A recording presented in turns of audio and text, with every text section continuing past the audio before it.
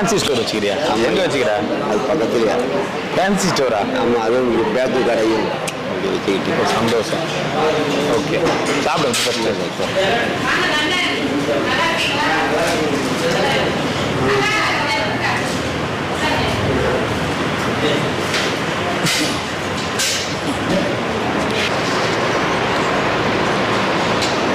இதான் அந்த பக்கம் காத்தடிக்குதா?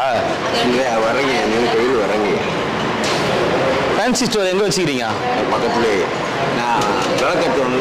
ஆமாம், என்ன வச்சுக்கிறீங்க ஃபேன்சி ஸ்டோரில்?